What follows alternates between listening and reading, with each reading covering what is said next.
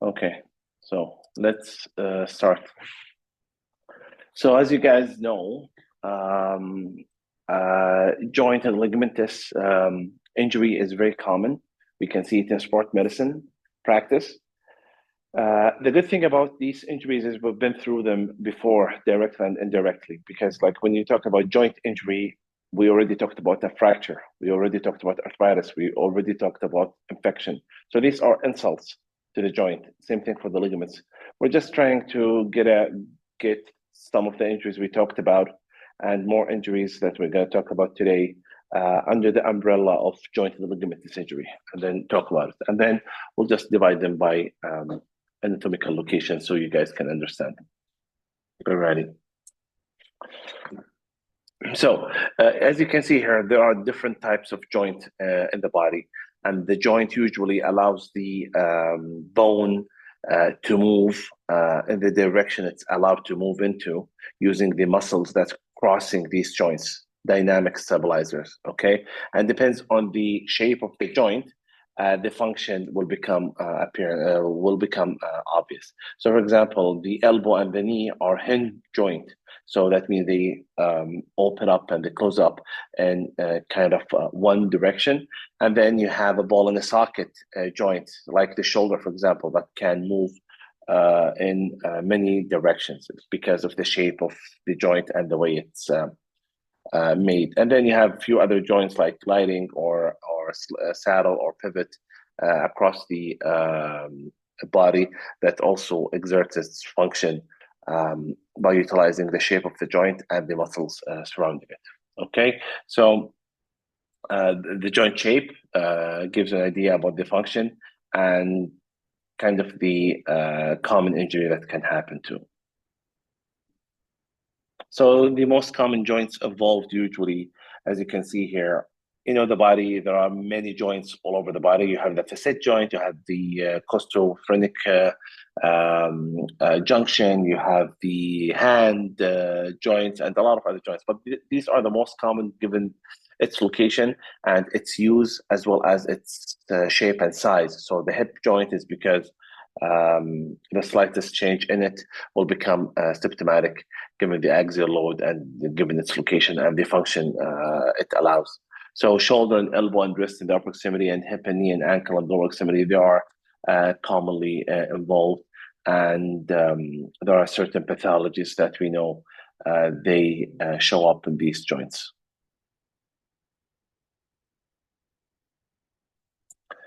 So in joint ligamentous injury, how would it present, okay, and how would we approach this injury? So I'm going to talk about this now in a few slides, and then we'll move to the management at the end. And what I mean by that is we're talking about the etiology, somebody with a joint and ligamentous injury. So injury by itself, you would say trauma, but in this talk, I'm going to guide you through an injury in general, okay? Trauma is a big part of it, but there are other types of insults that can happen to the joint and ligaments, okay? But most commonly is the trauma part. And then how to approach that using history, physical examination, and the investigation to understand what is the structure affected based on the etiology that we discovered from the initial presentation. So talking about the shoulder, for example. So we're just going to go dive deep a little bit into each joint and the types of injuries that we can find. So a joint injury can happen due to a trauma, can happen due to an insult to the joint, whether it's a vascular insult or infectious process.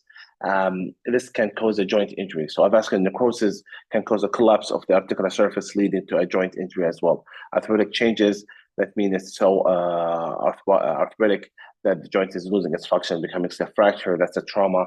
As the name entitles, you understand that it's a joint injury. And septic, because it actually degrades the articular surface because of the septic process going in within the joint and the damage that can have on the articular surface. And then you can have ligamentous and soft tissue injury around the joint, specifically for the shoulder. As we discussed before, the glenohumeral dislocation, that's the shoulder dislocation that can have an impact on the articular surface, or the labrum, which is the ligament around the glenoid. So these things can affect the the dislocation can affect these structures, okay? And also on the joint, you have the AC joint, which is commonly injured in trauma. So these type of injuries with the ligaments involved, most commonly they happen in trauma. So the other thing is acromioclavicular joint separation. So that's again, it's like a dislocation of the joint, and then we attend to it accordingly. And the general rotator cuff pathologies that can happen, which is the soft tissue around the joint. As you can see here, impingement and rotator cuff and the biceps, there are structures that go around the shoulder joint and they are affected greatly, whether in trauma, also can be affected in non-traumatic setting, like gradual wear and tear or septic process. Okay. Moving down to the elbow, as you can see here, you can have also a trauma to the elbow, like a fracture to the radial head and distal humerus, because they both form the joint and the proximal ulna. This is how your elbow joint is made. You can have arthritic changes between the radial head and the ulna, which is the proximal radio-ulnar joint, the PRUJ, or between the radius ulna and the distal humerus, which is the ulnar-humeral joint. It's the elbow joint. And you can have necrosis and some articular sided injuries and septic joint, like in the shoulder. As for the ligament, we gotta know a little bit of anatomy so you can appreciate it. You have the lateral ligaments and the medial ligaments, which are the main restraint for any coronal malalignment, varus and valgus. They resist those type of forces. So the LCL is the lateral collateral ligament on the lateral side. So it resists the opening of the joint laterally when you have a varus force on the joint. So when you try to compress on the medial side, the lateral side has to open up. So those ligaments protect that part, and vice versa. If you try to give a valgus stress, so you're trying to stretch out the medial component and compressing the lateral component. And then one of the most common things, the soft tissue injuries that can happen around the elbow are the tennis and golfer's elbow, which is the common extensor origin and common flexor origins, where your extensor tendons, they just attach to the epicondyle laterally, and the flexor tendon muscles attach to the medial epicondyle medially. And these things can have a tear, whether it's traumatic or gradual from wear and tear, repetitive use, or can be affected by inflammatory arthritis. And then you can have rupture of the tendons, like what we talked about. Rotator cuff can be torn around the joint. So you can have a tear of the distal biceps or the triceps tendon. Sometimes can happen from most of the time, or almost all the time, it happened due to traumatic event. Somebody was actually bench pressing and then suddenly it ruptures because of an eccentric wrong move around the elbow, and then they can have a rupture of these tendons. Okay, these are the things that commonly seen around the elbow, and as I mentioned, the common things that we see around the shoulder. And then moving distal, as you can see here, the wrist is a complex joint formed by the radius and ulna, as they form the distal radio-ulnar joint in contrast to the PRUJ. So we have the DRUJ, and then the wrist joint is formed by the carpus, scaphoid lunate trapezial, and the radius articular surface and the ulnar head, as you can see here. So a joint injury can happen to the distal radius, can happen to the scaphoid. These are the most common structures that can be affected in trauma, and you can have arthritis of the wrist joint and inflammatory arthritis or a septic injury to the joint. They are very common and can be seen around the wrist. As for the ligamentous soft tissue injury that can happen, yeah, the scapholunate ligament, which is attached to the scaphoid and lunate. This is a very important ligament, and its injury can cause detrimental effect on the hand and can cause to arthritis. And you have the DRUJ joint. It can be affected, can be dislocated. With the dislocation, you can see here, I don't know if you can see this picture here. This is, you can see my cursor here? Yes, we can see it. Yes, yes. So you can see here, this is the radius and this is the ulna. As you can see here, this is the DRUJ. On the lateral side, you can see the ulna is dorsally displaced. So this is a DRUJ injury. Compared to this, you see here, this is normal. It should be overlapping. So sometimes we have a high index of suspicion when we see these type of things.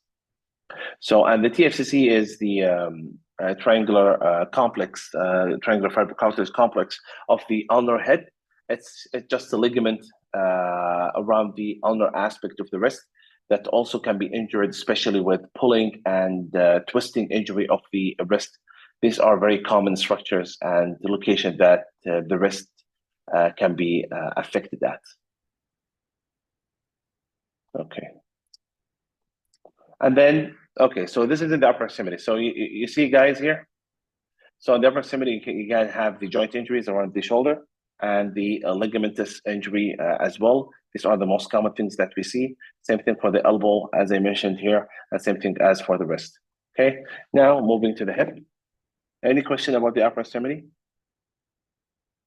Can you repeat, please, again, the grudge injury? Okay, so the drudge is the distal radio ulnar joint, which is this joint. Okay, so there are ligaments attached to this joint from the dorsal aspect and the volar aspect.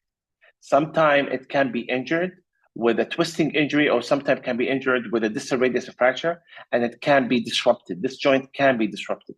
And you see here on the lateral X-ray, this is the disruption that you can see. It's a dorsally displaced, so it can be dislocated. So that's why the DRUJ joint examination in the wrist joint is important to make sure that it's not missed. Make sense? Yes, thank you. Doctor, what about TFCC?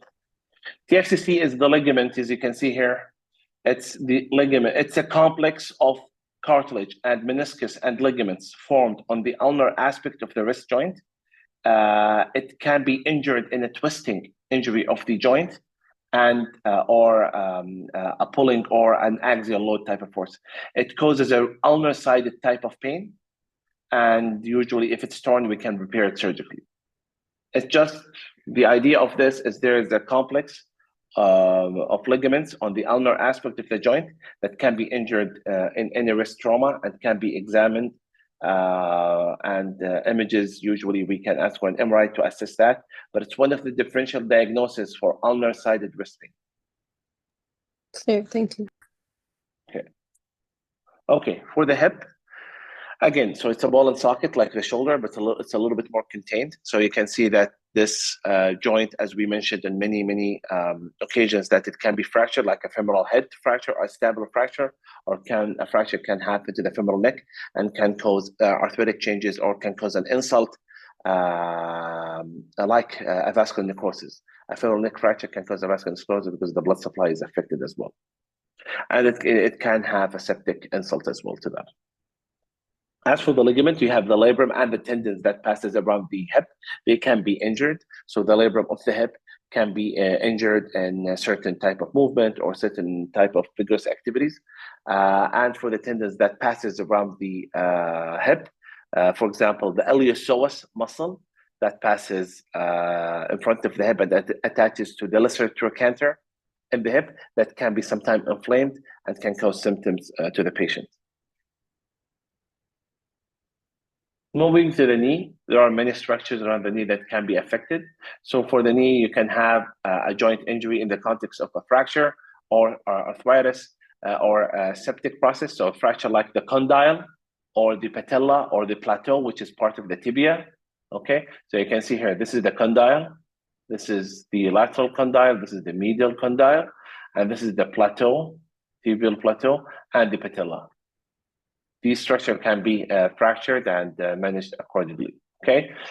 And for arthritis, you can have arthritis, as we mentioned, from wear and tear or from inflammatory process, or you can have an osteochondral lesion or defect, which is like this. Osteochondral defect is just a collapse of an island of the cartilage, can be caused by trauma or sometimes can be without a clear reason, can be seen in young patient, and usually patients present with pain and clicking. And once they investigate, we do x-rays, we find that there's a disruption and sometimes it becomes loose. So the take-home message about the OCD is just to have a high index of suspicion if patients has pain and the x-ray are concerning. We do an MRI to assess if there is an OCD or not. And the ligament and soft tissue injuries around the knee that we talked about, like the menisci, ACL, PCL, LCL, MCL, which is the anterior cruciate ligament, the posterior cruciate ligament, and the medial collateral and the lateral collateral ligaments can be affected. Also, the capsule of the joint can be affected as well, and the muscles that passes around the joint, whether from the front or the back. So from the front, you have the patellar tendon and the quadriceps tendon. These can be injured. They can have tendinitis or can be ruptured due to trauma, or the hamstring from the back, which is a very common injury in players. That can be proximal or distal, a hamstring injury, or it can be injury to the quadriceps, which end up with the quadricep tendon that we just mentioned just now. This is for the knee in general. Okay, and now moving to the ankle.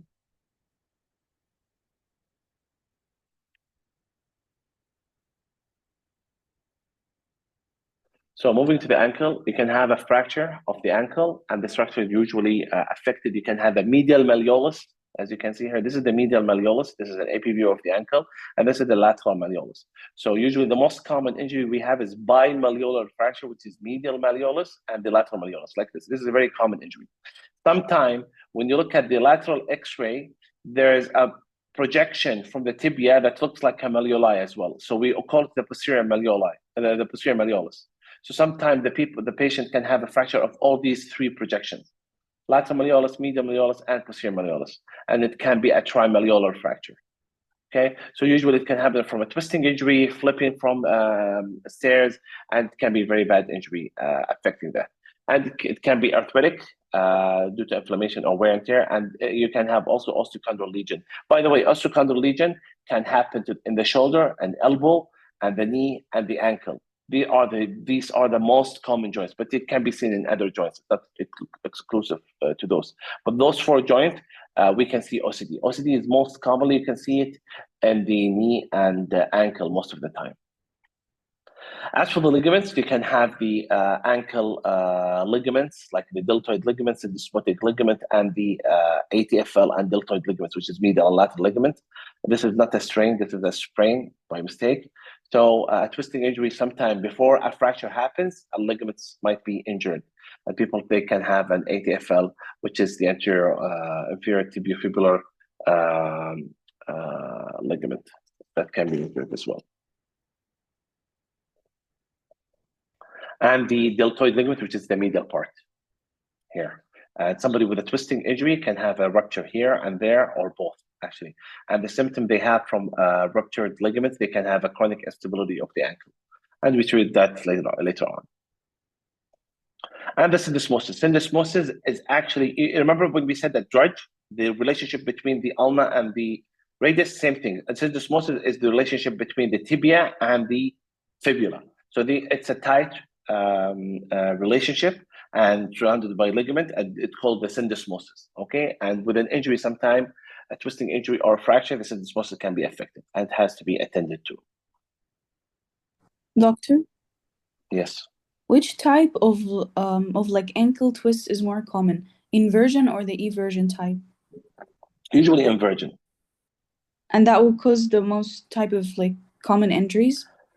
Yeah, but it's not only the inversion will cause a problem sometimes to the lateral aspect of the ankle, but it's the twisting part that can cause the injury. So you have a supination and an abduction type of thing with the ankle that can cause a lot of injury. So you see here, for example, this is an inversion and a supination of the foot that can cause, because there's a little bit of rotational components that can cause injury around the ligaments. All right, thank you. No problem. And then these are the structures that we talked about. Okay, so any question about the ankle, knee, and hip? All clear. Alrighty, so now the management. This is the last slide, guys. So for the management, either it's non-surgical or surgical. Okay, I didn't actually go into depth into that, but usually with surgical, let's go back to the shoulder, for example. So if you have a fracture, we do surgical fixation. If you have arthrosis, and if all the so let me just go back. So joint injuries and ligamentous injury can be treated non-op depending on the presentation. If it can be treated non-op, we have a parameters that we follow. We treat it non-op with a sling, physiotherapy, and pain medications. If the non-operative measure fails, then we go for surgery. For example, in a fracture, we do surgical fixation. Okay, you don't need to go into all the details. For arthritic changes, we do replacement. For necrosis, we do replacement. For septic, we have to wash it out like any other joint. I'm not going to talk about the ligamentous soft injury, how to attend the surgery, because it's a little bit more complex. But if it needs surgery, that needs to be surgical attention to.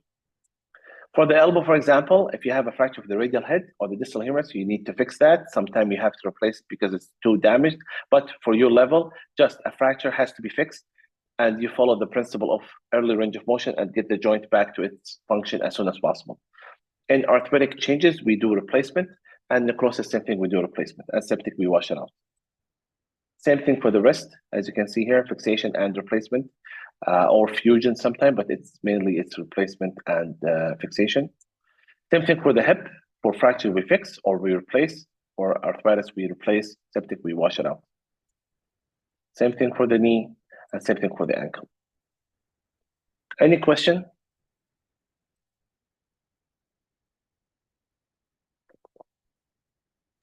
Thank you, doctor. All right, thank you, everyone. I think somebody reached out to me about our last lecture, which is December 17th. I think it's going to be online, right? Yeah, I think so. Yeah. Okay, well, we'll just text me before the lecture a few days, and also sure, we'll try confirm. to arrange for a review session if you guys want. Okay. Sure, Yes, doctor. We will Yes, yes, do please. please. It would really help us. Sure. We can do a review session by the end of that lecture, and then go through the all the topics that we've been through. Okay, doctor. Thank you very No much. problem. Thank No you. problem. Bye, everyone. No problem. Thank you, doctor.